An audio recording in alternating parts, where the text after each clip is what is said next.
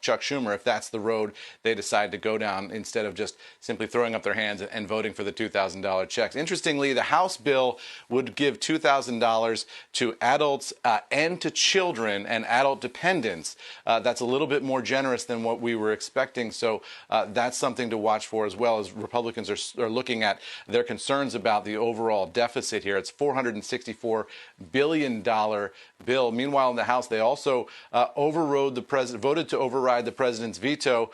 Millions of the low income have been proposed with a stimulus check. It's a stimulus check that will help change so many people's lives. The Maine governor unveiled a $500 million plan. It's a $450 check to every person that's eligible. $50 million of this bucket will be sent out to people who need it the most. $20 million goes to people who are in need of housing. Under this plan, 858,000 people earning up to $100,000 a year qualify for the $450 check. Up to $150,000 if you're qualifying and making that much money, you'll get around a $20 stimulus check. The heating relief plan from Janet Mills also requires the support of 2/3 of lawmakers to go into effect this winter. It was created to ensure that low-income and middle-class Mainers can stay warm, despite facing near-record high energy prices. The governor said, "We want to keep and get an emergency bill enacted to keep people from freezing in the next couple of months. That's important." Mills added that inflation and high energy prices are hitting Mainers hard, sometimes forcing them to choose between heating their homes, putting food on the table, or paying other necessities.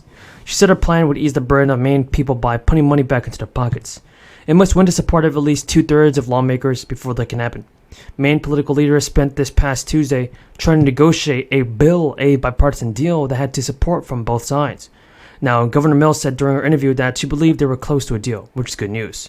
According to a Citi Global Wealth Investment report, the U.S. will likely tumble into a mild recession next year. It looks at a 5% top unemployment. The group said in its latest Outlook report that this week, the economy lost an estimated 2 million jobs.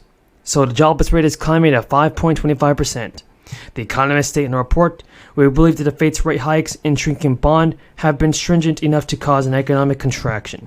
If the Fed does not pause rate hikes until it sees a contraction, a recession will happen."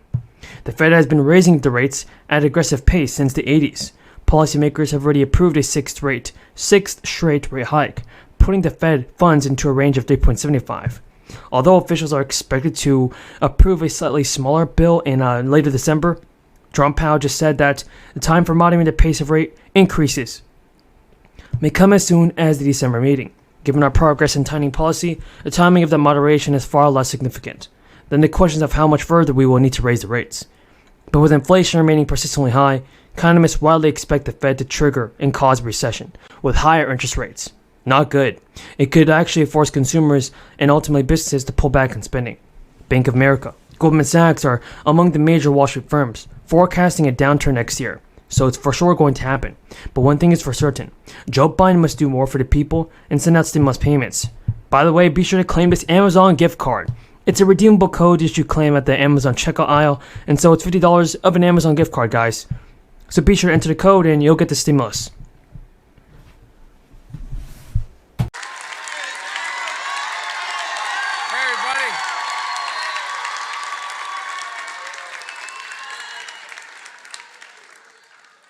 Good to be home. Please, if you have a seat, please take it. Folks, my mother would say, "Excuse my back." It's impolite to be talking when I have my back to you, but I apologize. I can't do them both. Zach, you and I got through school the same way. I was an RA, a resident advisor, and it helped me get through law school. And I'm glad you were able to benefit from what we're doing. And I want to thank you for that introduction. You're an example of why I'm so optimistic. All of you are so optimistic about the future. You are the most involved. You are the most educated. You are the most engaged. You are the least prejudiced generation in American history. So everybody says, "Why am I so optimistic?" Not a joke. I'm optimistic because of all of you. I really mean it. So thank you for what you're doing, and please get involved. No matter what position you take, get involved. We need you badly. And I didn't even see all of it. I didn't see the bleachers up there. Hey, everybody. Don't jump. Don't jump. Now look, by the way, as Tom Carper can tell you, I sort of got my political start at Dell State. This is the place we organized for Kent and Sussex County. This is how we got going. That was back in 1871, I think, but a long time ago. Look, but before I begin, there's a lot of people I might be wondering why I'm here at Dell State. It's because you're an HBCU and you play an important role in creating opportunity and possibilities all across the country. We're here at Dell State because it holds such a special place in my heart. There is no better example of a university that has changed so many lives, as Zach just explained about his. Like I've said many times, Delaware State. Biden has also extended the crisis-related payment pause several times.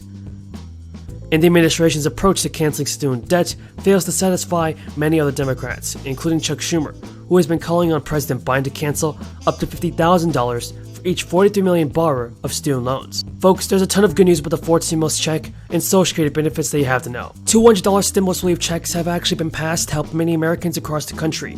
Congress has approved $4 billion for a fourth stimulus package. And with gas prices setting everyday record highs, a group of lawmakers in many states want to give residents some relief at the pump. A group of North Carolina state senators are proposing giving every licensed adult in North Carolina a one-time payment of $200 to apply towards rising gas prices. To qualify, the person must be a licensed driver in North Carolina and be at least 18 years as of March 31st. The national average price of gas reached actually $4.71 as of Thursday, and the North Carolina measure would be funded by spending $1.3 billion of the roughly $4.2 billion in surplus collected by the state. The state senator, one of the bill's co-sponsors, told reporters, "Our proposal provides to every North Carolina driver a $200 gas tax rebate, what the average person in North Carolina would pay in state gas tax from July to December. The approach keeps the highway fund and the highway trust fund whole, while still collecting revenue from non-residents. If passed, the bill would become effective July 1st and rebates would be sent by October 1st, so this is really good news. One proposal from a group of congressional Democrats provide an energy rebate of $100 direct payments to qualifying Americans.